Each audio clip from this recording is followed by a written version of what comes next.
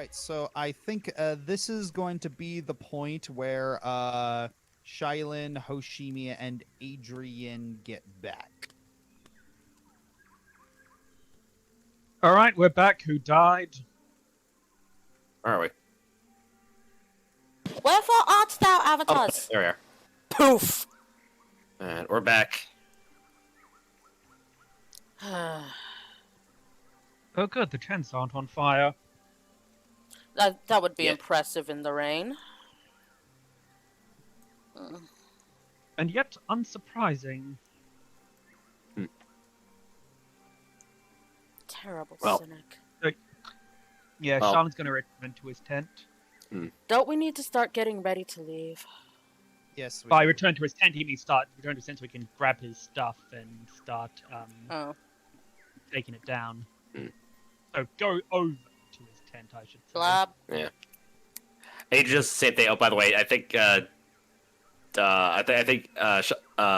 Alwyn was taking down Adrian's tent. Well, she was stuck in it, and she was just helping around. Oh, okay. Yeah. All right.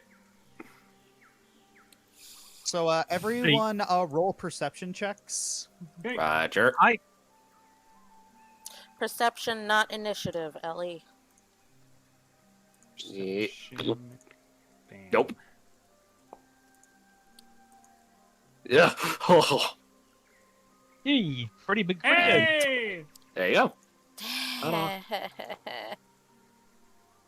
that was also net 20 on. Oh wait, that was initiative. 1 sec. Same thing. At least I think it's the same thing. If the modifier is the same. Yeah, the modifier is pretty much the same. So, Alright. Shylin and Sybil, you're both looking up and just abjectly wondering when this rain is going to let up, and off in the distance you do see a little bit of sunlight like peeking through the clouds. So you both look at each other and you kind of just exchange this glance that says, yeah, it's like finally the rain's gonna let up. Don't anybody Everyone- say it. Do I see anything? We can see clearly now the rain is What did I just say?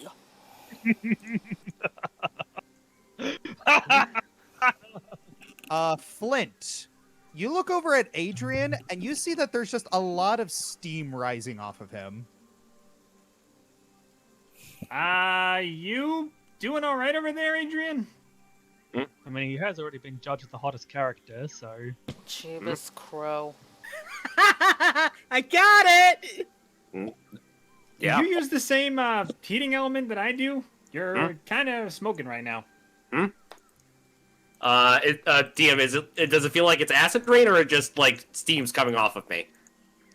You don't really feel anything. It just feels like a normal summer shower to you. Nothing odd. No? Why? I mean, this looks weird, but I feel fine.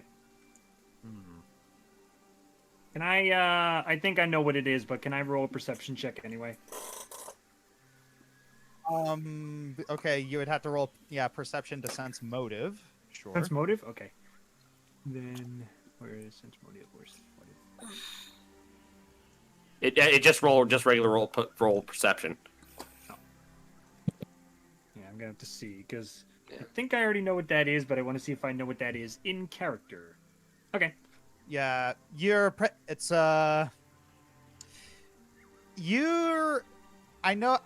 pretty sure I know what your hunch is, and go ahead and act on it. Can I see that sword for a second? I'd rather you not. Adrian moves a little closer and whispers in here, why? I have a hunch that that's the thing that's making you smoke up a little bit. How were you feeling in your tent last night? Perfectly fine. Were you cold at all? Nah, it felt like normal temperature. Why? You think... Wait, hang on a second. This will probably get a know I have a thing here for this. Well, actually, I did detect an aura earlier on the ride over here as necromancy. Let me see if I can find. Wonder if there's abjuration on here. Give me a sec. Yeah, come on. There we go. I'd take a look before we keep going. Yep, he's gonna read the aura of the sword again, see if he can detect abjuration magic. All right. So you're attempting to read aura, and so you're attempting to identify another one of the auras, and it doesn't seem to be abjuration. It's actually evocation. What? Location. No, it's not. It's not abjuration. It's evocation. You know, the same. You know, every time I use like magic missile or like magic missile or clone of cold, polar ray, stuff like that. But really, coming from this? You think it would be dangerous to keep it around? Better to. Well, it hasn't harmed me in any way. I mean, Keep an eye. Keep an eye every time you use one of those spells. Let me know if they end up getting more powerful the more times you use it, because this could be one of those. This could be one of those magical things where the more you use it, the more powerful it gets, until eventually the power might overwhelm you or something. I've read these kinds of things in books before. Flint. Granted, some of them were fictional, but Flint. I've only used the sword once. I'm just taking precautionary measures. I mean, if the plants are any indication, we haven't had the best run-ins with magic so far, so... Well, technically that's nature, but beside the point. But, alright, I'll keep an eye on it. Until then, we should probably finish up packing. Alright, keep an eye on that thing, though. He takes 3 pieces of paper out of his notebook as well as a pen, and he hands it to him. Keep an eye on the spells you use. Let me know if it changes at all. All right. All right. Adrian puts the extra pieces of paper in his excuse me, in his bag.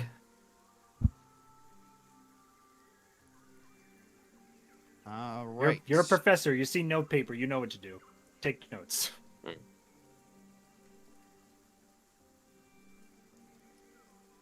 I think that's it. At least I don't have anything else left. All right. So, is it safe for me to say that all of you just pack up and head out on the road? Methinks, yes. Yeah. Yep.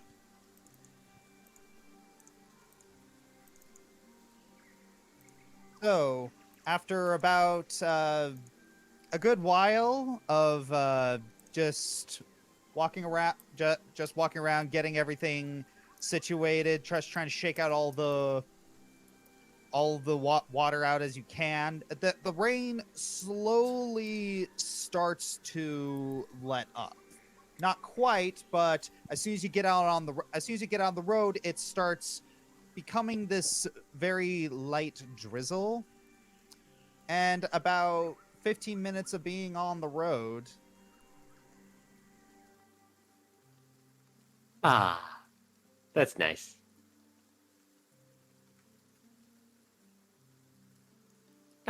Don't pop out. I wanted to... There you go. I have a question for all of you. It's something that's been on my mind for a while, and it's something I need to know. Why didn't you surrender to the bandit? Because I wasn't in a mood to die. Then why did you surrender the last time? Because we had emerged under very suspicious conditions, and it was wiser, in my opinion, to go along with the authorities. Why? Because there is a code of law and witnesses found with the authority, with the guards, whereas with bandits there is no code of honor and no witnesses. So how do I know if we get down to the hill, down the bottom of the hill, and the captain shows up with all his guards, that you are demanding that we turn over Picria and all the evidence, that you aren't just going to go, oh, yes, sir, absolutely, sir, here, take our weapons too, sir. I only surrendered because our initial plan to get away failed. Let me ask you I a would- question in counter to that. Why were you so adamantly against surrendering to authority when we had come out under such suspicious conditions?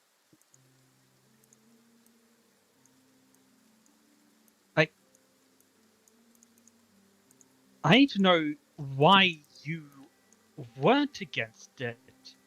Please just answer her question. I don't understand you either. That's the problem. I don't even understand where you're coming from that you could... Let me ask you The- something else then.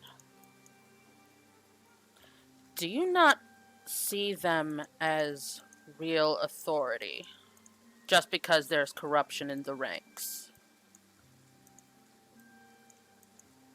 If by authority you mean actually looking out for our best interest, no. If by authority you mean they can kill us easier, therefore what they say goes, yes. I What? suppose they would count as authority. What? That's a little unfair. Let's... Okay, I think I understand where you're coming from. To answer your question, I think... Let me see if I can guess where you're coming from, Hoshimi. We were exhausted. We were outnumbered. Some of us were injured. Several of us weren't even fighters. And we were surrounded by a group of heavily armed, highly trained, and much better prepared soldiers. Basically, if we tried to fight them, we had a 1% chance of victory if we were being generous. That fair? Roughly. I would also say that they had a right to be suspicious. Kind of did. They did. I mean, think about it. No, we'd been missing for half a year, and then when we suddenly show up again, it's in the middle of an explosion that destroys half the tavern and multiple houses. Along with a fugitive, which we do know now there was an act of violence. I know we didn't know that at the time, but how they saw it, we could potentially be dangerous as well. I do understand that you wouldn't necessarily want to surrender unconditionally when you don't know what would happen, but at the same time, if we look at it from their perspective, frankly, we could have hurt someone. That is actually my reason for acting as I did. You didn't let me finish. We had a 1% chance of survival if we fought back.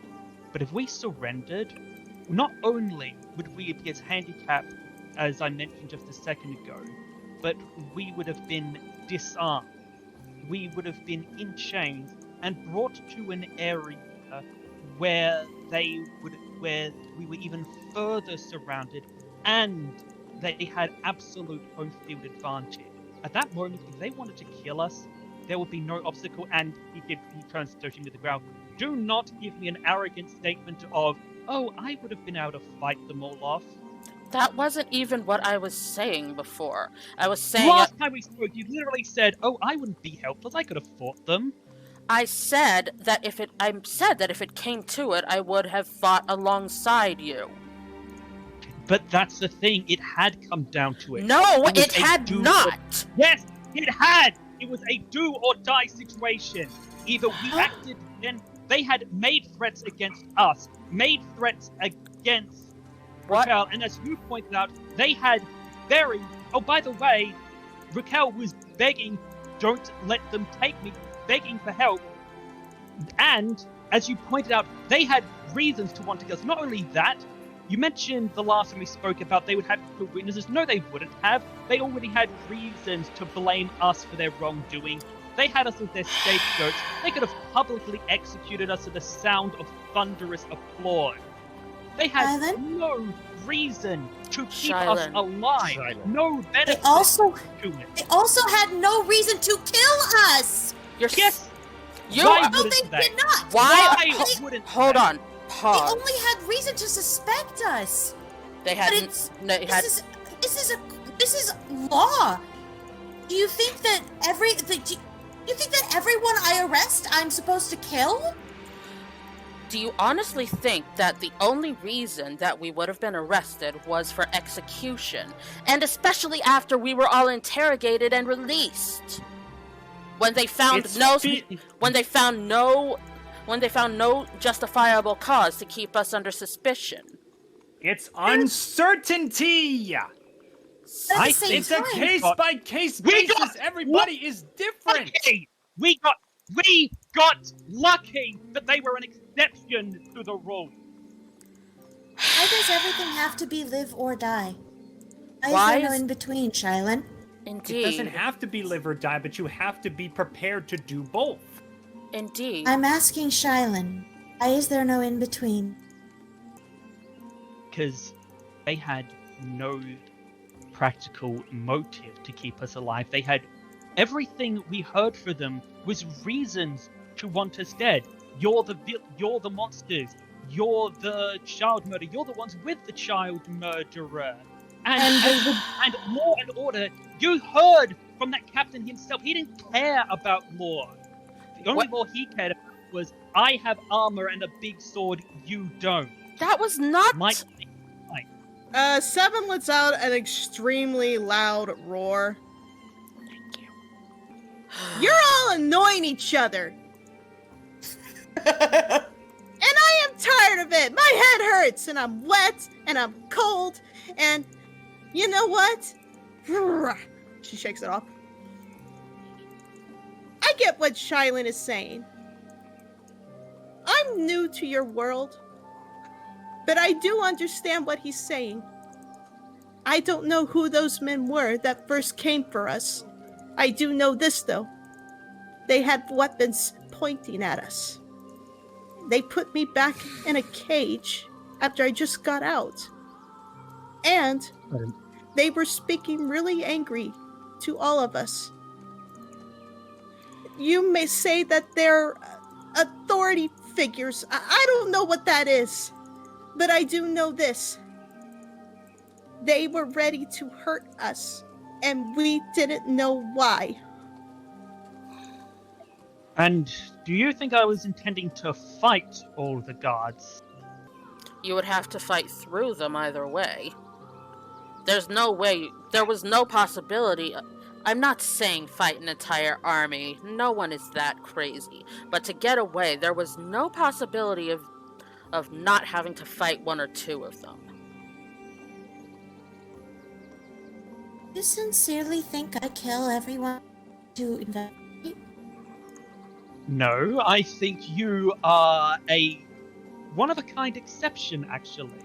Speak.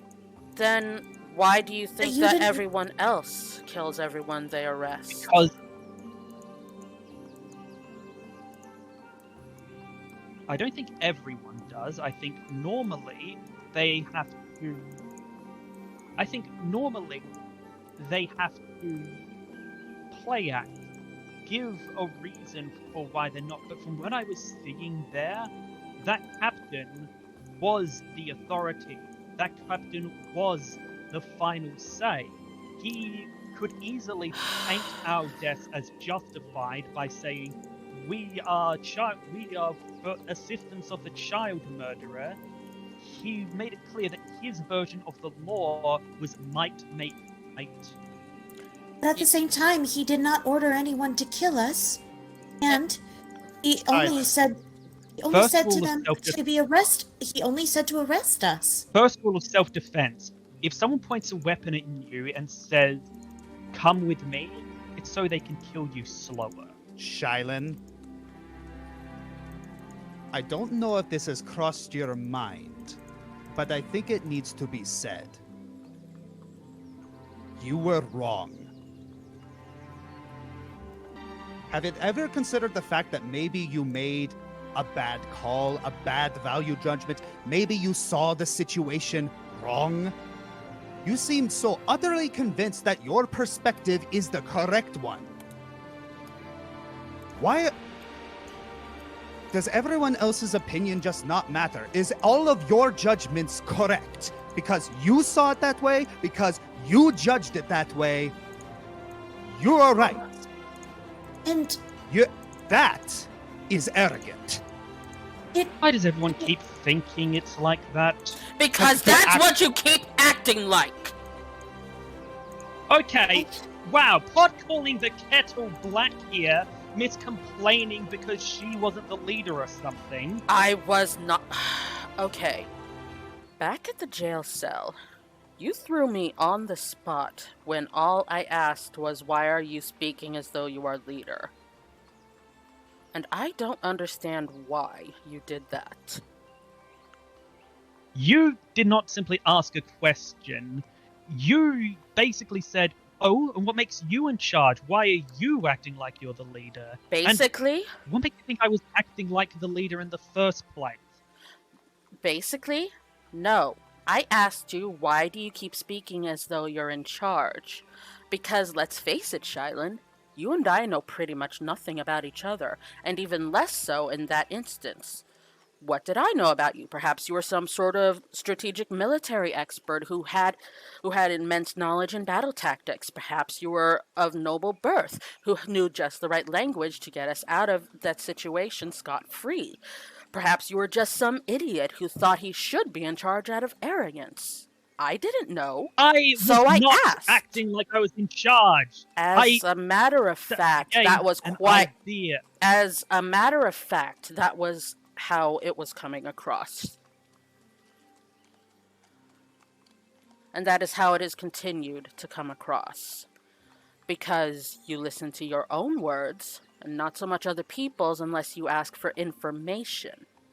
You assume that your plans are the only ones, and other plans, unless they fall in line with yours, are wrong ones. You have given us orders when you really do not have authority.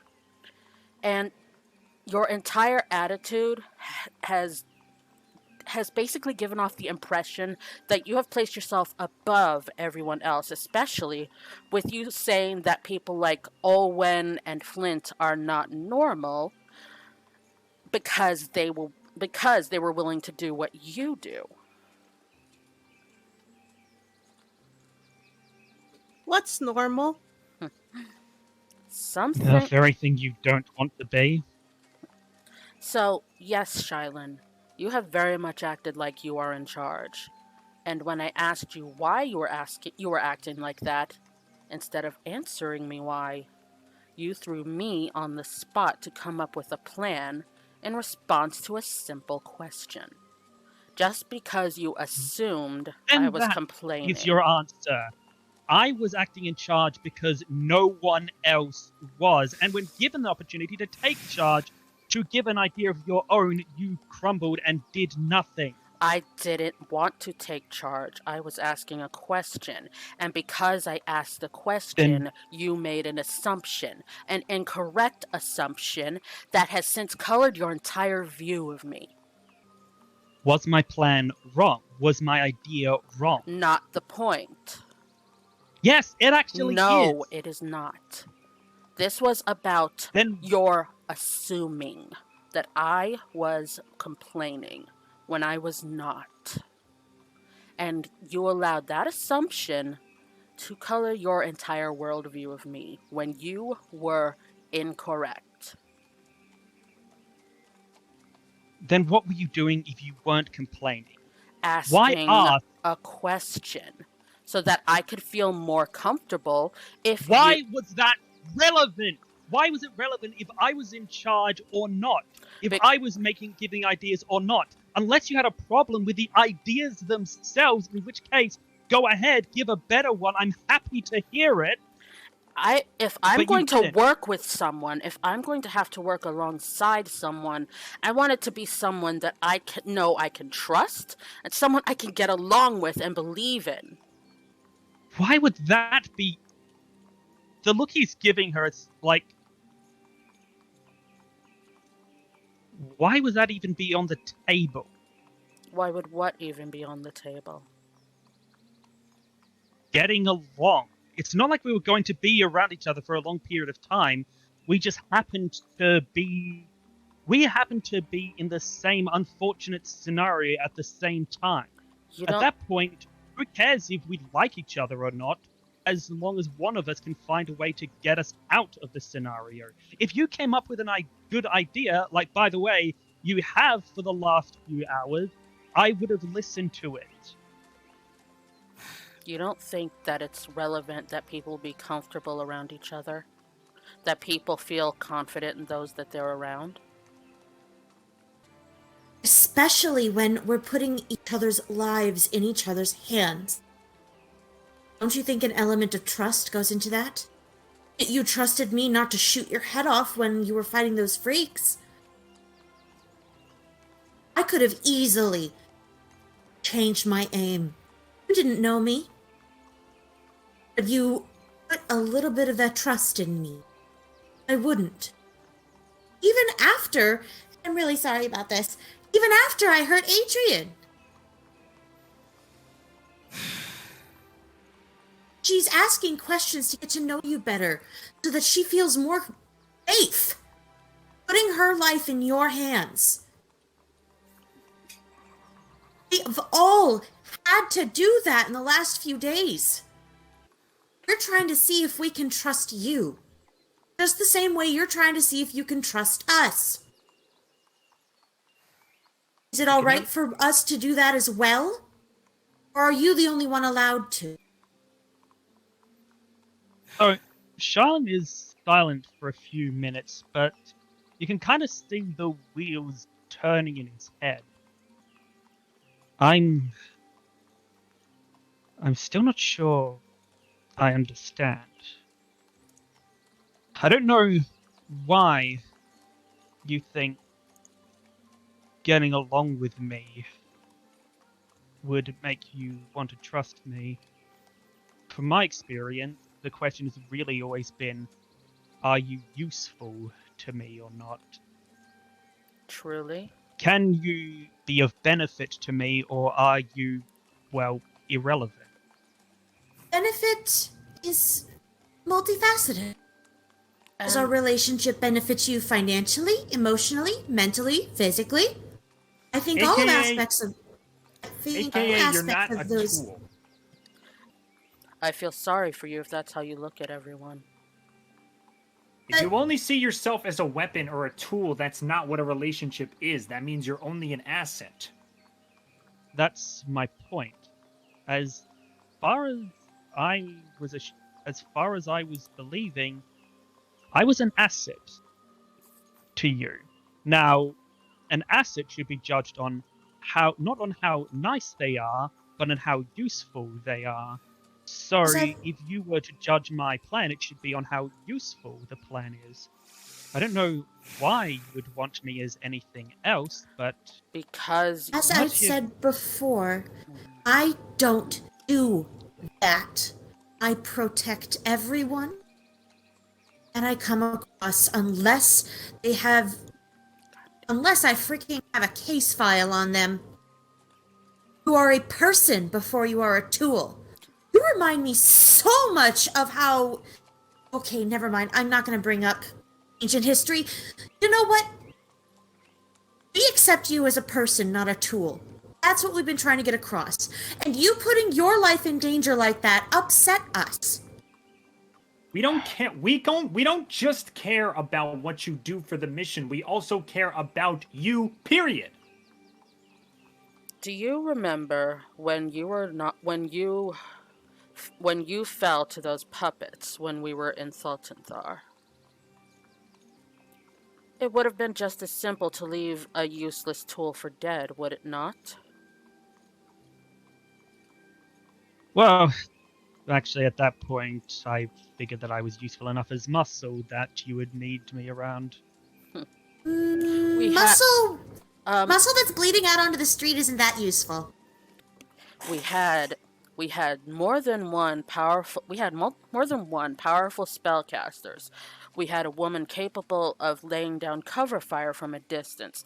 We had a brilliant and skilled alchemist, and once we get Seven out of the cage, there's replacement muscle. There really wasn't any need to revive a tool that had lost his purpose. But because there was a person who was bleeding out on the ground about to die, I chose to save that person because I cared about that person's well-being.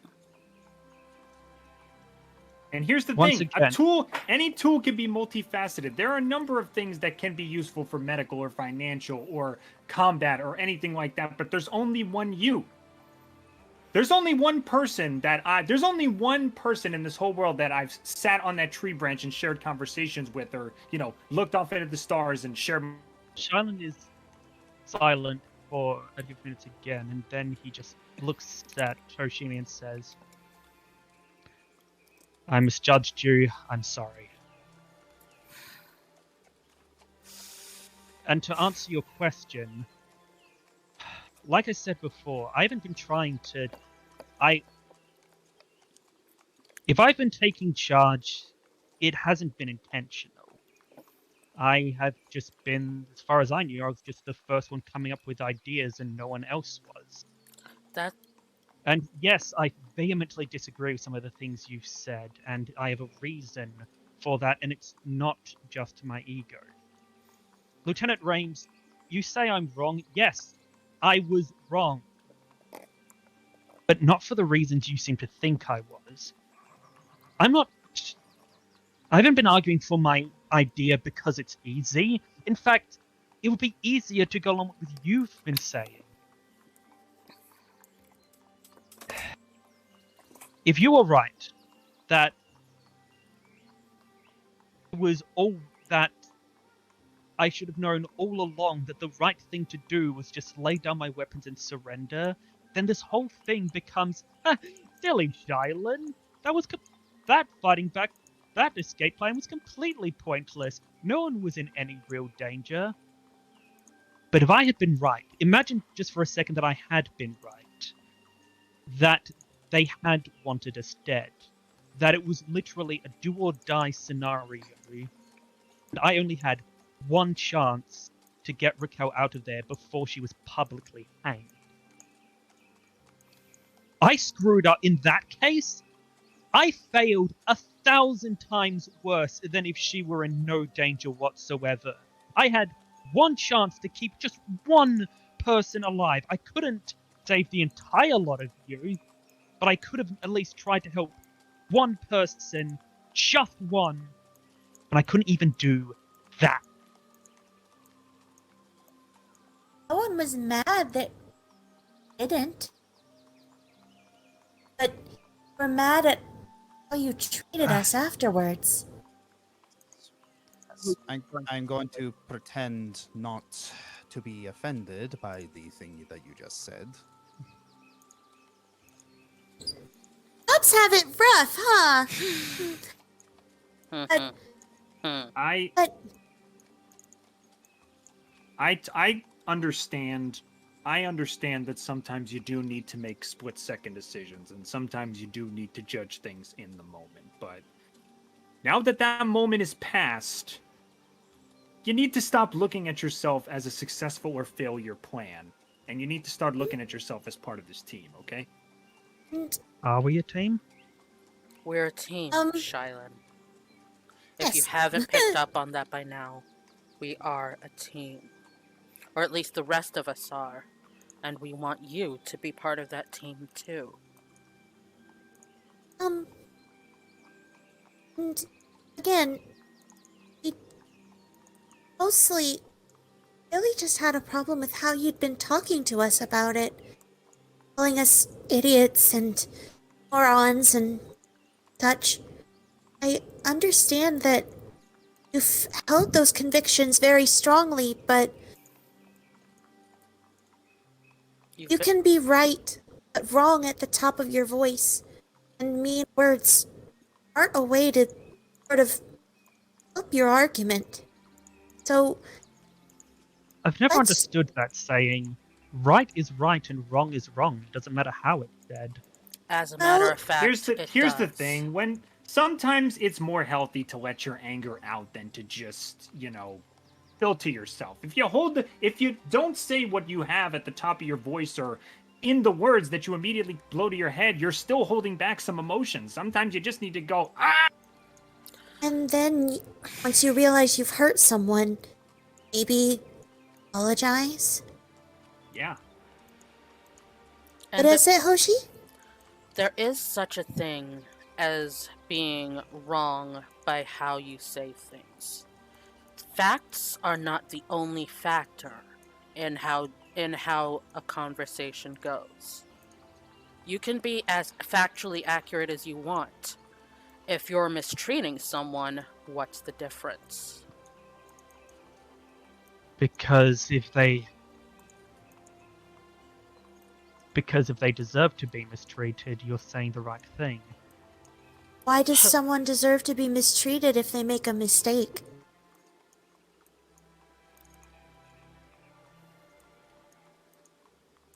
Shylon is silent, but you kind of tell that there's sort of a war going on his features.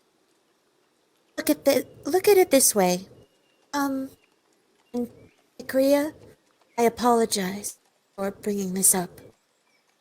Ikria was mistreated and hurt by people because she was a young child and didn't do what they thought was the right thing to do.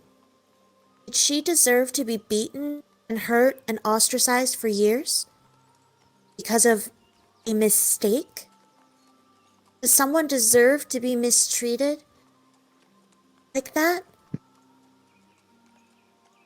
When someone does something out of malice, I understand retribution. When something does something out of genuinely not knowing or as an accident, I don't think they deserve to be mistreated. Circumstances are sometimes out of our control. Do I deserve to be mistreated or for people to come at me with flaming torches and swords and knives because I was just born with horns and a tail? No. No, you don't deserve Wait, that. hold on a second. They attacked you because you were a tiefling? They attacked her because of what she is instead of who she is. And it ticks me off! Yes, but that's not... I'm just trying to compare what you're saying. So, Lynn, I understand retribution, but it has to be equal, I guess, to what the problem is. So just consider why someone deserves to be treated poorly. Next time you feel you need to treat someone poorly. And Make sure it's a case-by-case basis. Don't make it that everybody deserves the same treatment just because of what they are. Every Yeah. person's different. That's why we don't think of you as a tool. We think of you as a person because you're different and you're special. And every other person is exactly the same way. different and special.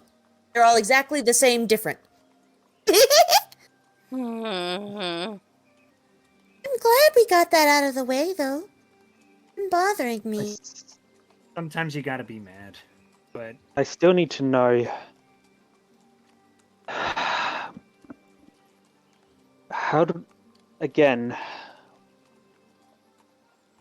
are you going to, if the guard demands all the evidence to be handed back to them immediately, the captain walks up with all his guards pointing weapons at us and says, give me the plant vials. What will you do then? At this point, I do not trust that man. I would say no. Oh, corruption. I've already put them on my list. So, what I would recommend doing is one of us go scout quickly before we hit Cord, and we can sort of see what the welcome party looks like. Why don't you leave that to me? Okay. If that's the plan, and lastly on that subject, what if you want me around for an extended period of time? I still don't know why, but what if it's a similar situation but different people? Another scenario where, because as you pointed out, we didn't know who they are, what they wanted. What if another situation where we have people who have hostile intent, or at least a good showing of it? We don't know what they want. Do we?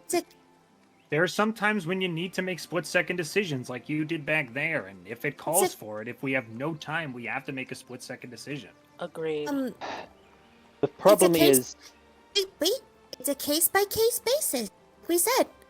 And again, main problem was that you treated us badly after. Lacey had her hand raised.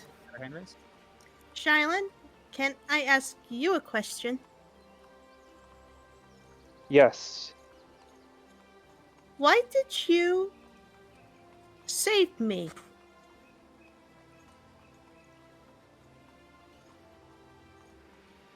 because you were in trouble. Because you're in trouble and you didn't deserve to be hurt like that. Oh, and to answer your question from a second ago, no, Picria did not deserve how she was treated either.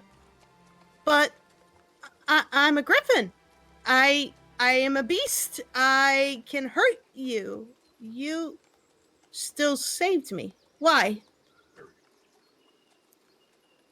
If you had wanted to hurt me, I would have put you down. I would have defended myself against you. But even if you were trying to hurt me, the kind of suffering that you were in, scared, helpless, about to be eaten alive, that was needlessly cruel. You didn't deserve that, and if I could get you out of that, then I would. You So wouldn't want you know, you didn't want me in pain? There are very few people I want in pain. Is it too late to say that it hurts? There's this weird pain I'm feeling. I'm not sure how to describe it. She's scratching her rod. When you say that you don't, Easy 7. he sounded like he wanted to leave, and I didn't like that. Why does that hurt? Honestly, it beats me. Because you're fond of him. part of me thinks that deep down you already knew that certain people don't deserve punishment. She kind of like grips Shylin's arm suddenly, like really tightly. I don't. Out, claws! Sorry! I don't want you It's to fine. leave. I've had worse.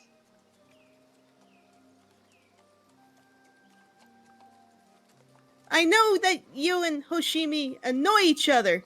I'm getting better at understanding what that word means. But it will hurt me if you leave. It hurts now. I wasn't so much annoyed with Hoshimi. I saw her as a threat. You literally said to my face, I'm annoyed by you. As you notice, in case you haven't noticed, I'm not always the best with words. I'm not always the best at self-reflection either. Glad we kind of got that out of the way. But Sometimes I words actually just had- kinda come out.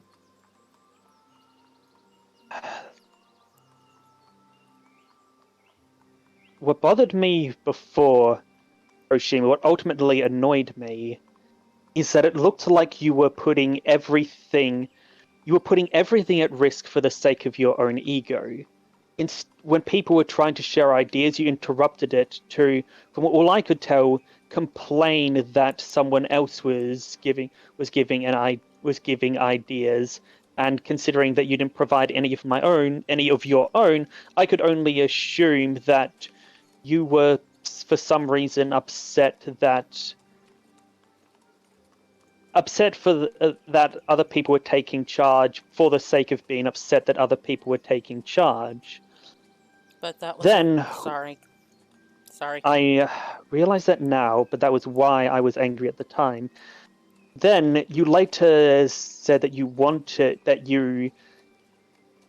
Then you were later acting as if you cared about the mystery of Raquel and what happened to her, and about finding out what happened to us. But in the tent, you actively blocked the sharing of information. Cell, Shay. Cell, yes. But in the cell, you actively blocked the sharing of information. How so? Alright. Let's say you thought I was an idiot, a blowhard, a complete jackass. Not an unfair assumption, but I've just said, I'd like to have an exchange of information. The best thing for you at that moment would have been to be quiet and say nothing. I would have blabbed about everything I know. The others would have blabbed about everything they know, and you yourself could just sit back, listen, and choose whether to contribute or not. Instead, the first thing you said was that game about, okay, beat me in this chess game and then beat coin toss, I should say, and I'll share information. If I really had been as petty as you thought I was, that would have made me clam up. I would have gone, oh, well, if you're not going to share information, I won't share information. And you would have lost out on something that could have been valuable to you from a purely selfish perspective. That wasn't what I was saying or doing, though.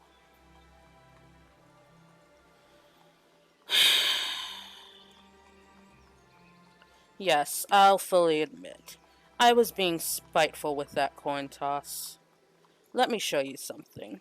Hoshimi takes the coin out of her top, and It was a rigged coin that only lands on one way, wasn't it? not exactly. I mean, yes, it's a rigged coin, but not in the way you think. You flip it. He flips it and he concentrates on heads in his mind.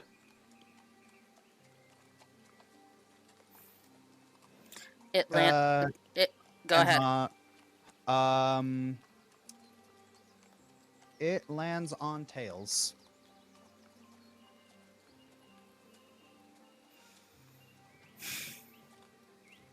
Alright. Now, watch this. She shows you both sides, and she rubs her thumb over heads, flips it, and lets it land on the wood. And it lands, and it shows heads.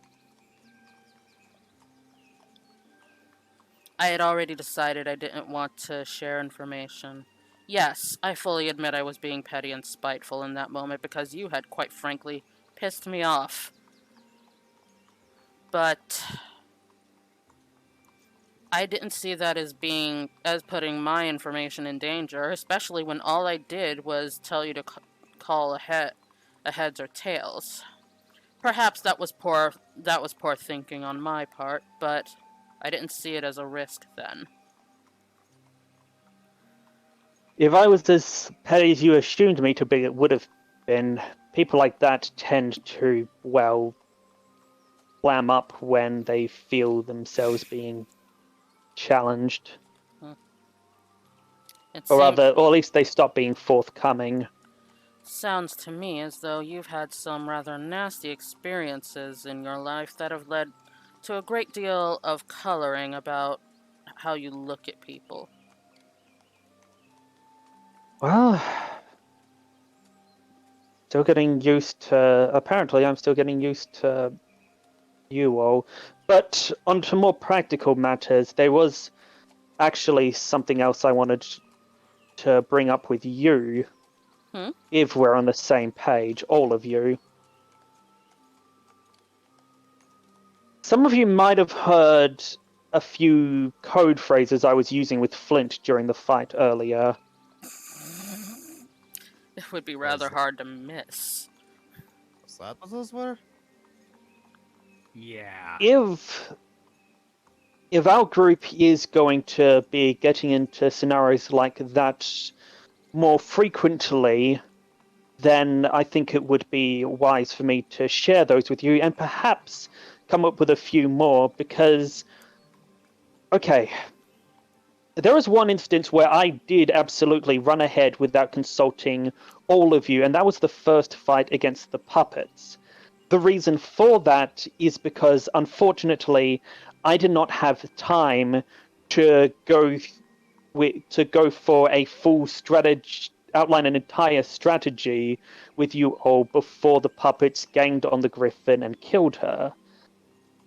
However, now that we have a long trip and the ability to discuss a few quick phrases that can be used to communicate between each other and get off plan and communicate plans without giving away to hostiles what we are doing, I would wager it might be useful to all of us to go over them.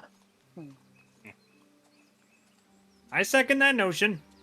It's just a couple simple letters. It's not rocket science. As long as we don't Quite so. As long as we don't let Flint name them. Hey! Fiery He just Jokers actually was come a up with winner. And he also came up with code TM, which is actually probably going to be one of the most important to us. Oh man. As a Pokemon fan, those two letters together have a completely different meaning for me, but anyway.